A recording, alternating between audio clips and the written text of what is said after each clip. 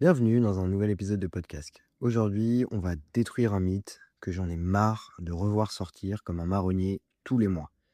Peut-être que certains l'auront déjà deviné, mais on va répondre à la fameuse question de est-ce que le bruit sauve des vies à moto? Alors que vous soyez en MT-07, ligne full tube AliExpress ou en Varg MX12, vais à vous, installez-vous tranquillement pour suivre cet épisode de podcast. Le bruit à moto, c'est globalement un vaste sujet assez complexe car on touche à la liberté des uns, certains motards, et à la liberté des autres, le reste des gens, motards ou pas. Vaste sujet donc, évidemment déjà abordé en long, en large et en travers de port sur ce podcast. Je vous mets évidemment en description les liens vers ces épisodes pour ceux que ça intéresse. Quand je dis en long, en large et en travers, c'est faux. Il y a une question pourtant centrale à laquelle je n'ai malheureusement jamais réservé d'épisode. Est-ce que concrètement, le bruit que peut faire une moto sauve des vies? On parle ici surtout de son pilote, évidemment. Cette question est simple, mais divise une partie de la communauté motarde en France. Et je suis même sûr à l'international. Parce qu'en tout cas, en Europe, c'est le cas. Et on va en reparler. Bon, ici, on parle de l'idée que le bruit sauve des vies, c'est souvent lié à un sentiment de vulnérabilité qu'on a tous à moto. Parce que oui, on le sait, on est moins visible. C'est un fait. Quand on roule, on a beau avoir un casque fluo, des feux en permanence, un blouson réfléchissant, il y a toujours un automobiliste qui va nous dire le fameux «Ah désolé, je vous avais pas vu». Cette phrase, les anglo-saxons en ont même fait un acronyme, le SMITSEE. On en a déjà parlé, c'est le Sorry mate, I didn't see you. Et franchement, on pourrait l'imprimer sur les certificats d'assurance tellement elle revient souvent après un accident. Alors face à ce sentiment d'invisibilité, certains motards ont trouvé une solution: faire du bruit. L'idée serait simple, faire du bruit pour être vu. Sauf qu'à y réfléchir 2 secondes, c'est une idée un peu bancale. Parce qu'on ne voit pas avec les oreilles et que le cerveau humain n'est pas fait pour localiser précisément le bruit d'un moteur derrière soi. Surtout dans un environnement déjà saturé d'autres sons. C'est une erreur de logique autant qu'une erreur sensorielle. Et c'est là qu'entre en scène une étude qui a décidé de vérifier tout ça scientifiquement. Elle vient de Roumanie, de l'organisation Moto ADN, qui est membre de la FEMA, donc c'est la Fédération européenne des associations motocyclistes. Ils ont bossé avec l'université Polytechnica de Bucarest et avec une boîte d'experts EnviroConsult pour mesurer vraiment comment le bruit d'une moto était perçu depuis une voiture en mouvement. Et les résultats, ils sont sans appel. L'expérience était assez simple. Plusieurs motos, différentes intensités sonores, plusieurs positions par rapport à la voiture, derrière à 15 mètres, à 10 mètres, dans l'angle mort ou même devant. Et dans la voiture, on mesure ce qu'entend le conducteur, dans différentes conditions. Moteur au ralenti, vitesse de croisière, avec ou sans musique. Et ce qu'ils ont découvert, c'est que le bruit d'une moto n'est pas entendu à plus de 15 mètres, même quand la moto dépasse 110 décibels, ce qui est déjà un bruit absolument insupportable. Et à cette distance, même quand le bruit arrivait à pénétrer un peu dans l'habitacle, il était trop faible et trop grave pour être localisé. En gros, même si le conducteur l'entend vaguement, il ne sait pas du tout d'où ça vient. Pour qu'une moto soit réellement audible à 15 mètres dans une voiture fermée lancée à 60 km/h, il faudrait qu'elle crache plus de 135 décibels à la sortie du pot. 135 décibels, c'est un niveau sonore qui, en conditions réelles, serait impossible à supporter. C'est au-dessus d'un concert de rock, au-dessus d'un avion au décollage, et à ce volume, au-delà de détruire les tympans du pilote, c'est même les tympans de tous les piétons qu'il y a autour. Donc non, dans les conditions normales, le bruit ne sauve pas des vies. Et il ne sauve rien du tout. À la rigueur, il rendra un peu plus audible quand on est déjà collé au pare-choc d'une voiture à un feu rouge, mais là, il est déjà trop tard pour prévenir quoi que ce soit. Et puis, soyons honnêtes, cette histoire de bruit qui sauve est souvent un peu une excuse, hein. Une justification un peu hypocrite, consciente ou non, pour continuer à rouler avec un échappement complètement modifié, parce que ça sonne mieux. Et oui, moi aussi j'aime le son d'un moteur, je l'ai déjà dit dans plein d'épisodes. Mais il faut quand même qu'on arrête de se mentir. Si on aime ce bruit, c'est pas pour être entendu, c'est pour être vu, pour exister, pour être puissant, rapide et des fois viril. C'est un code, un marqueur, un espèce de plaisir un peu primitif. Et ce plaisir-là, il est réel, mais n'a rien à voir avec la sécurité. D'un point de vue purement extérieur, soyons clairs, les gens en ont ras-le-bol. Je t'ai déjà dit dans plein d'épisodes. Le bruit excessif, c'est une minorité de motards, mais une minorité tellement bruyante qu'elle donne une image pourrie à tout le monde. Et propre anecdote, hein.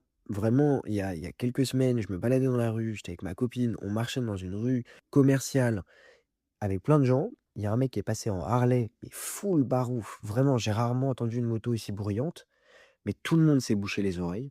Et sur peut-être 100 mètres qu'il a fait, tous les gens que je croisais qui allaient en face de moi, je les entendais parler de la moto et dire: «Mais c'est vraiment de la merde la moto, vraiment c'est insupportable, vivement qu'on les interdise». J'ai entendu des trucs de fou, tout ça parce qu'il y a un connard, excusez-moi du terme, qui est passé, mais en plus vraiment sur régime, volontairement, enfin genre le but était de claquer le plus de bruit possible. Et quand je me dis que même moi, en tant que motard, qui a quand même cette espèce de petite oreille un peu attentive à la sonorité d'un moteur, à qui ça fait un peu kiffer, quand même moi, tu arrives à me casser la tête, c'est que c'est que vraiment on en est arrivé à un point de non-retour, quoi. Enfin, c'est comment vous voulez que on puisse cohabiter avec ce genre de personnes dans une société? C'est pas possible. Enfin, vraiment, le bruit, c'est aussi un facteur de stress. Il y en a plein des études qui en parlent, qui montrent que le bruit urbain augmente l'irritabilité, la tension, la fatigue mentale. Donc vraiment, quand vous faites du bruit, vous ne rendez pas service ni à vous, ni aux autres. Et le fameux plaisir auditif de quelques-uns, et encore, quand ça fait trop de bruit, ça fait trop de bruit, contribue au ras-le-bol général. Et à terme, à plus de rejet et de motophobie contre nous, les motards. Et surtout, même si on faisait abstraction de tout ça, on oublie un truc essentiel. Même les véhicules d'urgence, eux, ne sont pas toujours vus. Pensez-y, on parle de bagnoles de police, de pompiers, du SAMU avec des lumières, des bandes réfléchissantes, des gyrophares, des sirènes assourdissantes. Et pourtant, chaque année, ils ont des accidents. Regardez, vous êtes tous pris l'autoroute, vous avez déjà vu les camions de patrouilleurs complètement enfoncés alors que les mecs sont orange au milieu d'une bande de route droite. Parce que le problème, c'est pas qu'ils ne font pas assez de bruit, c'est que les automobilistes ne font pas assez attention. Et dans un monde où plus de 70% des conducteurs admettent utiliser leur smartphone au volant, le vrai danger, il est dans la distraction. Et je pourrais vous parler de l'étude de Motomyth sur l'inefficacité du bruit comme outil de sécurité qui se base sur 3 points. L'isolation phonique des voitures modernes, conçue pour filtrer les bruits extérieurs, l'effet Doppler et la psychoacoustique qui s'intéresse à la réaction d'un humain à un bruit soudain et très fort. Spoiler, ça peut le figer ou lui faire provoquer un coup de volant réflexe. Mais si on rentre aussi dans cette étude, ça va être super long. Alors non, faire hurler un pot ne résoudra jamais ce problème. Ça ne fera que le masquer, symboliquement, se penser protégé dans une espèce d'armure sonore un peu illusoire. Et au fond, c'est peut-être ça la vraie raison de ce mythe. On veut croire qu'on peut acheter du bruit comme on achète de la sécurité, que plus c'est fort, plus on est protégé. Mais la réalité, c'est que le seul truc qui nous sauve, c'est notre conduite, notre anticipation, notre formation, c'est le fait d'être vigilant, lucide, cohérent dans notre manière de rouler, pas le volume de notre échappement. Et on peut aimer le son mécanique d'un moteur, on peut en apprécier la beauté, la texture, l'émotion. Ouais, je vais loin, hein. Mais confondre ça avec la sécurité, c'est ultra dangereux. Et peut-être qu'il est temps, collectivement, de sortir de ce mensonge trop confortable. Parce qu'au bout du compte, le bruit ne sauvera pas. Ce qui nous sauve, c'est la manière dont on roule.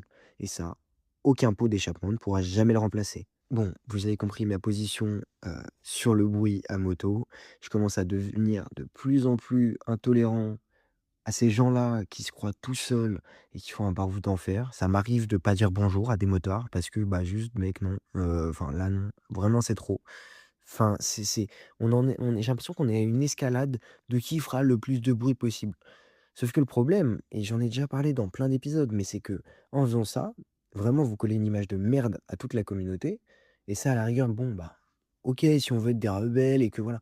Mais non, mais après derrière on se retrouve avec justement un contrôle technique parce qu'il faut voir comment les gens l'utilisent comme un argument pour le contrôle technique de dire: «Ah bah ouais, mais comme ça on va pouvoir, vérifier les motos qui font trop de bruit».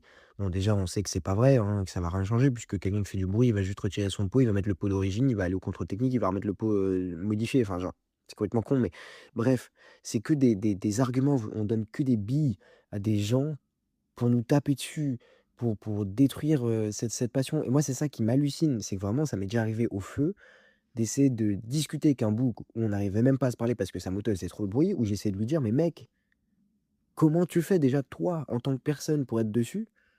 Et il y a une fois où j'avais discuté avec un gars comme ça, je lui ai dit: «Mais enfin c'est beaucoup trop là, on s'entend même pas parler, j'entends même pas le peu de musique que j'ai dans mes oreilles» et le frérot me dit: «Non mais t'inquiète, j'ai des bouchons d'oreilles». Non mais enfin Le mec te dit ça et ne réalise même pas la connerie de ce qu'il te dit. C'est-à-dire que sa moto fait beaucoup trop de bruit et il se dit: «Ah bah, ouais, ça me donne mal au crâne». Plutôt que remettre l'échappement d'origine ou remettre la chicane ou mettre un échappement moins bruyant, non, je vais mettre des bouchons d'oreille et là, c'est vraiment genre, je fais chier tout le monde et moi, par contre, ça va.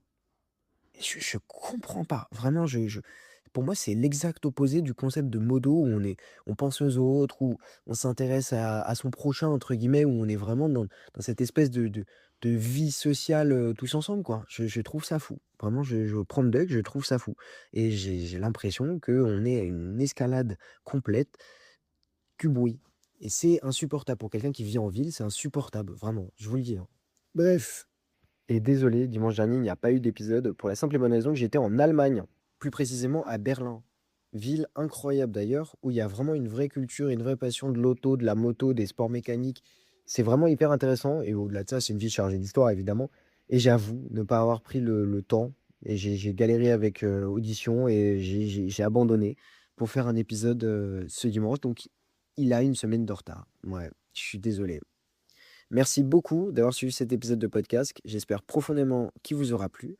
N'hésitez pas à vous abonner ou à partager l'émission si elle vous plaît. Et sinon, me faire part de vos critiques ou même de sujets dont vous aimeriez que je traite. Je vous souhaite à tous et à toutes une très très bonne route et surtout, vue à vous.